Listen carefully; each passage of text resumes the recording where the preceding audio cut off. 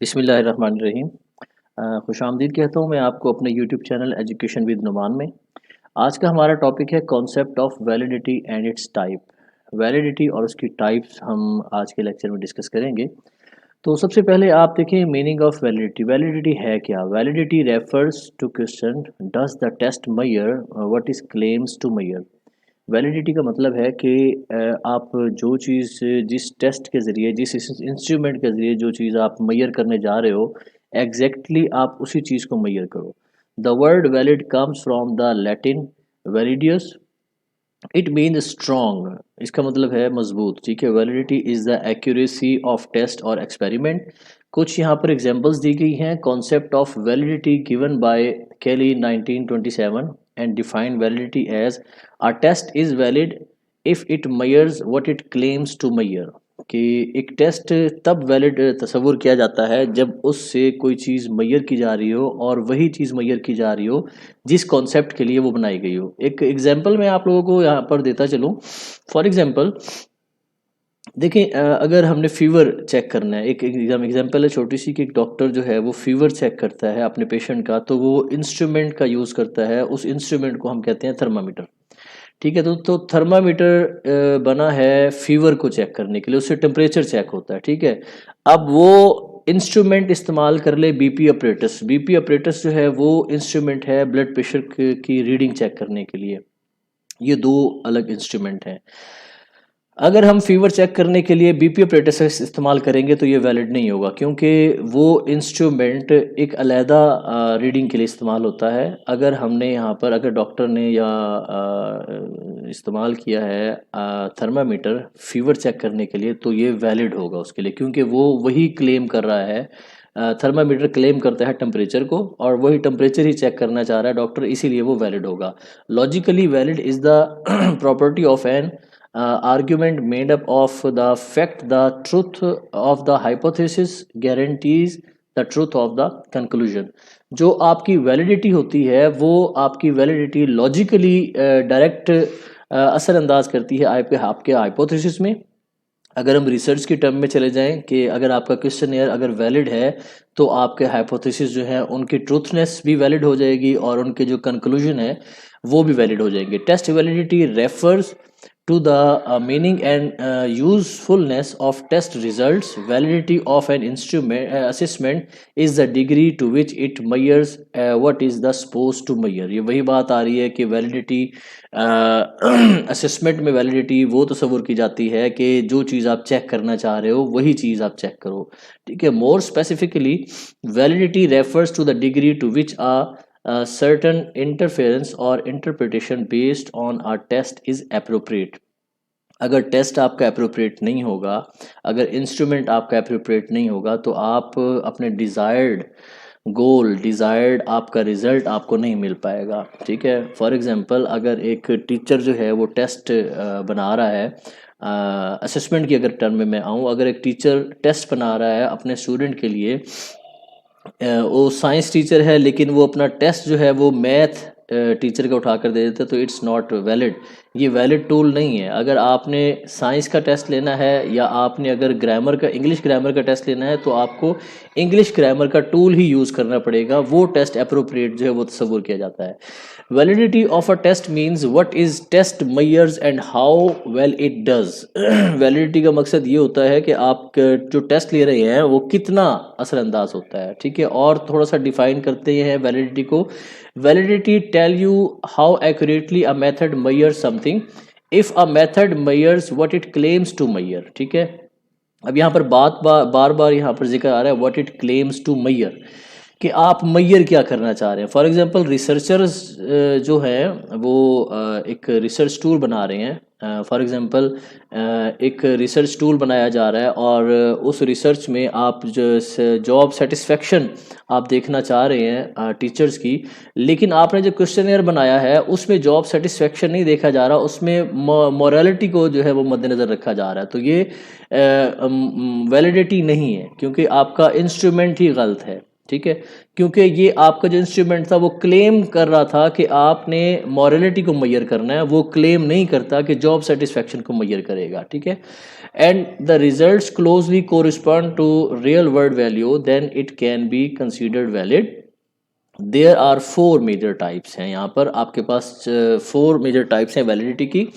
One line में यहाँ पर डेफिनेशन दी हुई है। ठीक है, वन लाइन में डेफिनेशन है, लेकिन आगे जो ही हमारा लेक्चर आगे चलता जाएगा मैं इसको और फर्दर आपको डिटेल में आपको समझाऊंगा, लेकिन आप वन लाइनर में यहाँ इसको समझ लेंगे कि नंबर 1 पर है कंस्ट्रक्ट वैलिडिटी, सेकंड है कंटेंट वैलिडिटी, थर्ड है फेस वैलिडिटी और फोर्थ है क्राइटेरियन वैलिडिटी। ठीक है, अब देखें वैलिडिटी को हटाकर अगर हम देखते हैं कंस्ट्रक्ट है, कंटेंट है, फेस है और क्राइटेरियन है। For example, does the test measure the concept that is intended to measure. Construct के एक जो इंस्ट्रूमेंट है या टेस्ट है जिस मकसद के लिए हमने बनाया है, जो चीज़ मैयर करने के लिए हम बना रहे हैं, क्या वो उस चीज़ को मैयर करेगा, क्या हमने वही चीज़ के लिए मैयर किया है। जैसे अभी मैंने आपको एग्जांपल दी थी कि एक रिसर्चर जॉब सेटिस्फेक्शन को मैयर करना चाह रहा है, लेकिन उसका क्वेश्चनेयर के अंदर जो उसने क्वेश्चंस उसने पुट किए हैं वो मॉरलिटी पे हैं या वो एंजाइटी पे हैं,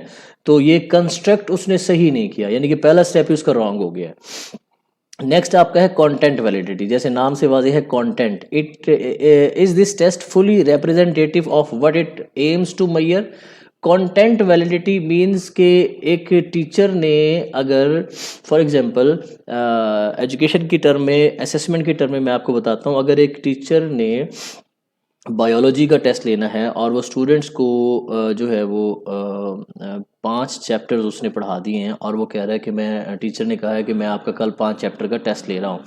ठीक है, लेकिन स्टूडेंट जो है वो 5 चैप्टर्स तैयार करके आए हैं, लेकिन कल जो टीचर ने टेस्ट बनाया है और जो टीचर टेस्ट ले रहा है, तो उसने उसमें एक 6 चैप्टर से भी एक क्वेश्चन इंक्लूड कर दिया है। ठीक है, क्योंकि छठा चैप्टर ना उसने पढ़ाया था, ठीक है, ना उसने बताया था, लेकिन उसने छठे चैप्टर के कुछ सवालात जो हैं उसके अंदर शामिल कर दिए अपने टेस्ट में, तो ये कंटेंट वैलिडिटी कहलाती है कि आप क्लेम जब आपने किया ही नहीं है कि 6 चैप्टर भी इंक्लूड होगा, तो हाउ इट इज़ पॉसिबल कि स्टूडेंट 6 चैप्टर को भी तैयार करके आएगा और उसके सवालात के जवाब भी देगा।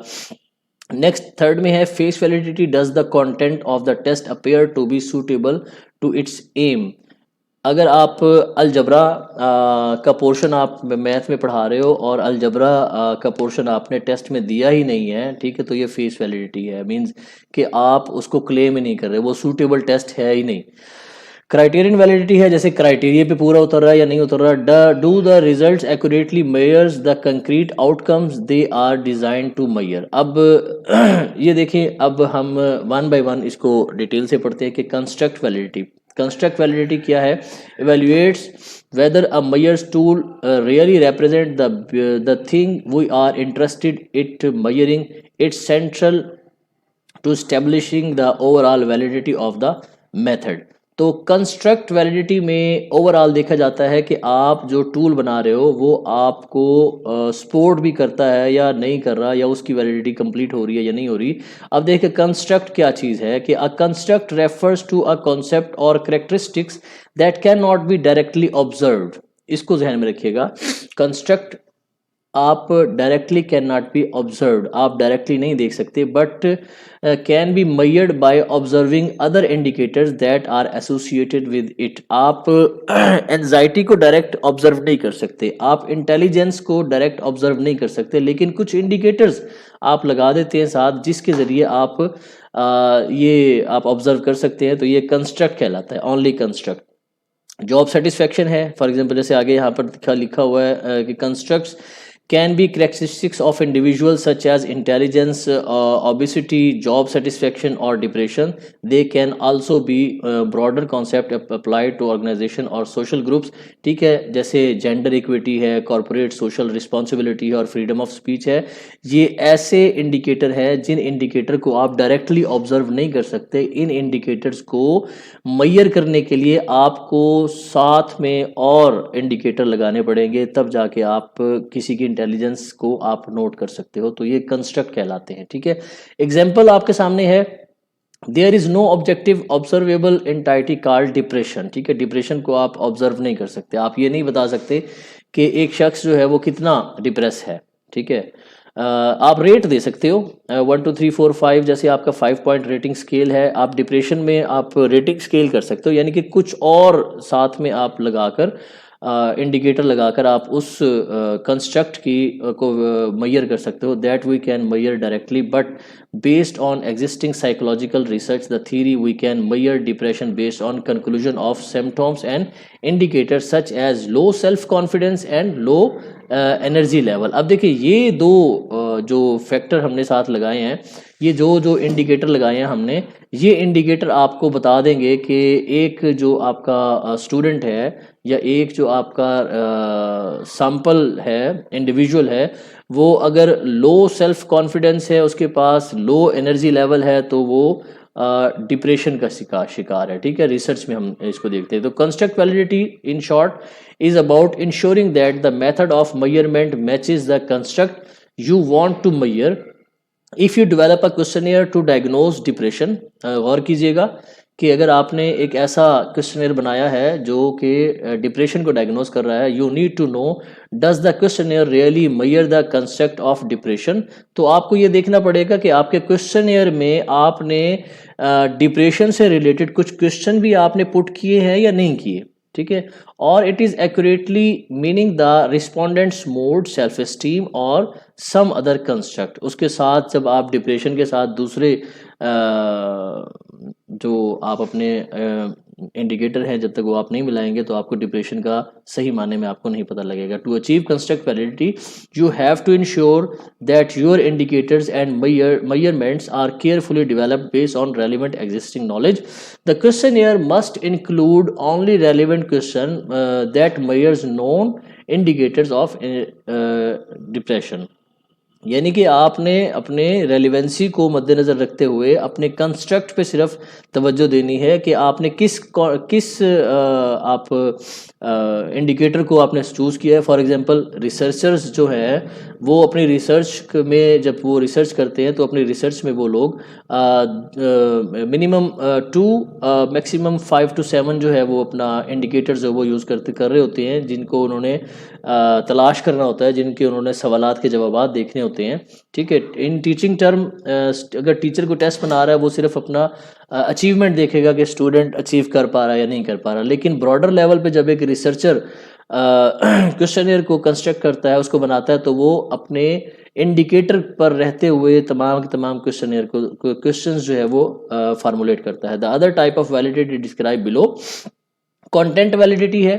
Content validity assess whether a test is representative of all aspect of the construct to produce valid result. The content of the test।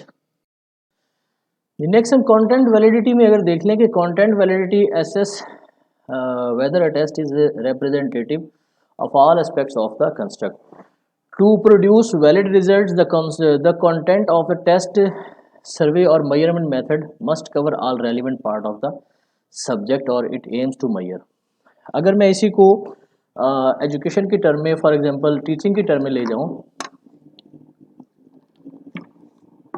तो एक टीचर अगर टेस्ट बना रहा है तो उसने स्टूडेंट को जितना मटेरियल तैयार करने को कहा है, तो वो उसी मटेरियल से आपको आप बाउंड हो, आप अपने क्वेश्चनर को आप बनाओ, आप अपने टेस्ट को बनाओ। अगर आप कुछ ज़्यादा लेकर आते हो, कुछ कम लेकर आते हो, तो वो कंटेंट वैलिडिटी नहीं कहलाती।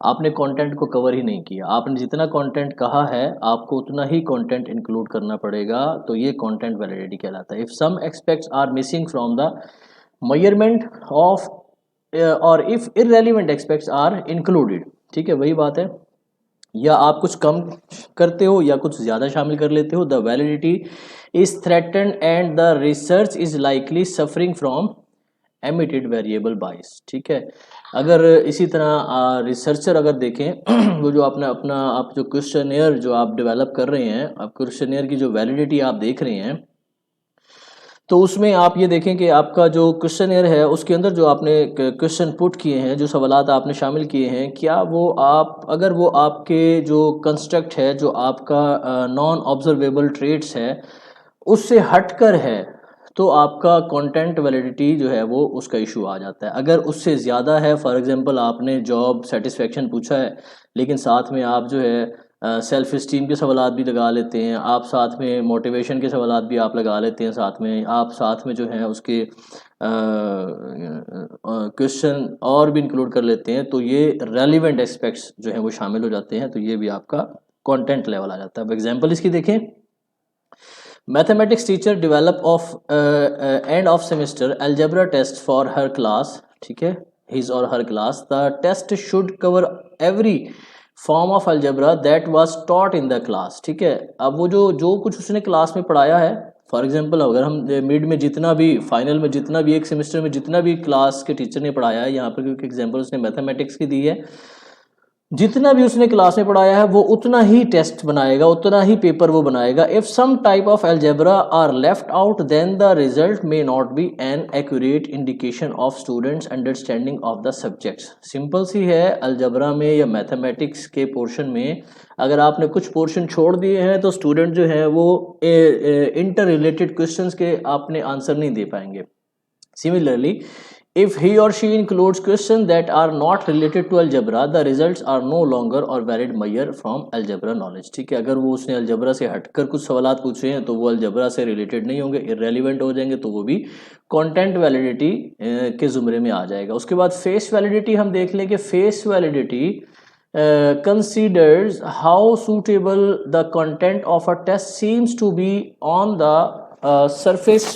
Its measure to content validity, but face validity is more informal and subjective assessment. अब देखिए एग्जांपल इसकी देखिए, you create a survey to measure the regularity of people's dietary habits, ठीक है, आपने लोगों के जो है वो खाने पीने की आदत जो है वो नोट करनी है। You review the survey items which ask question about every meal of a day and snacks eaten in between of every day of a week, on its surface the survey seems to like good representation of what you want to test. यानी कि आपने जो जिस चीज़ के बारे में आप test लेना चाह रहे हैं, आपके जो क्वेश्चन बेस्ड कर रहे हैं उसी के रिलेटेड हों। डाइटरी हैबिट्स के बारे में अगर आपने पूछा है तो आपके सवालात सिर्फ और सिर्फ डेली मील्स या डाइटरी हैबिट्स के बारे में हों, आपके सवालात आगे पीछे मत जाएं, ठीक है।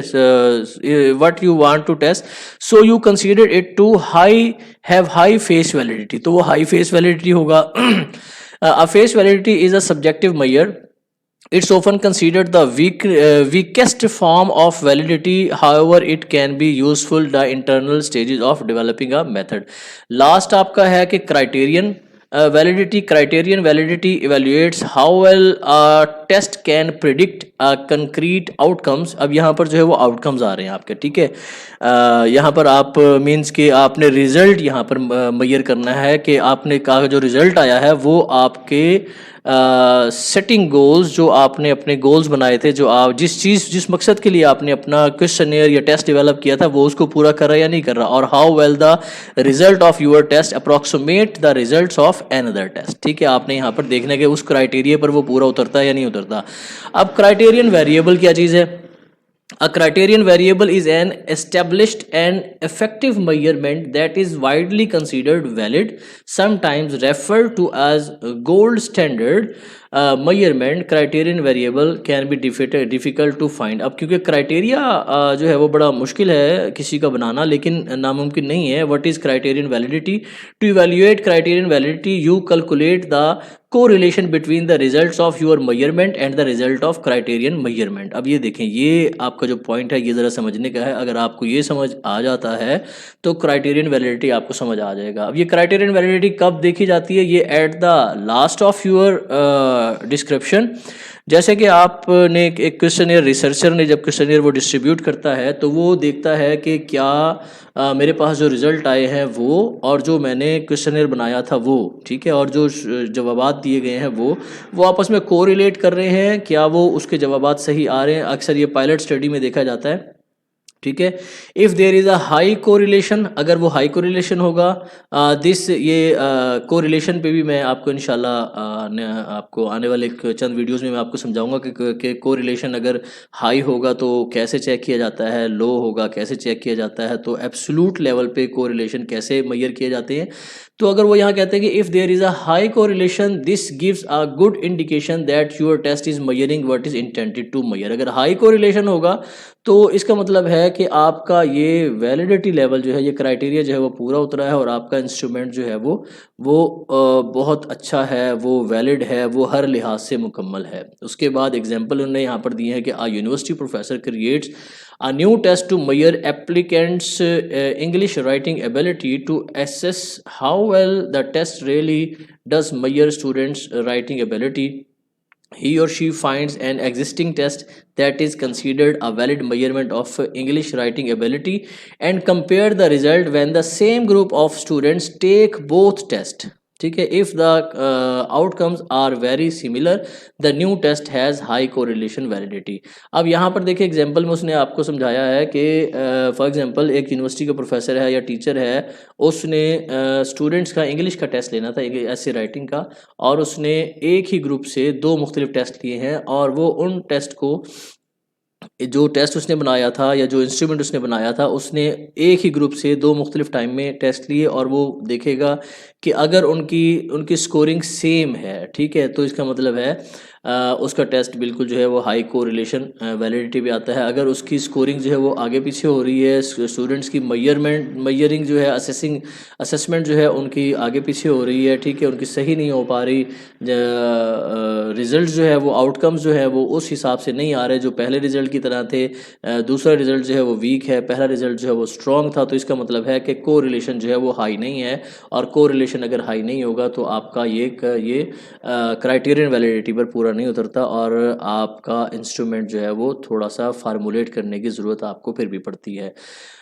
तो ये आज का जो है वो लेक्चर था। इंशाल्लाह उम्मीद है आपको समझ आई होगी। अगर फिर भी आपको किसी भी लेक्चर के बारे में कुछ मज़ीद आपने जानना हो तो आप कमेंट सेक्शन में कमेंट कर सकते हैं। मज़ीद आप लेक्चर्स के लिए, मज़ीद टॉपिक्स की क्लैरिफाई के लिए आप कमेंट सेक्शन में कर सकते हैं।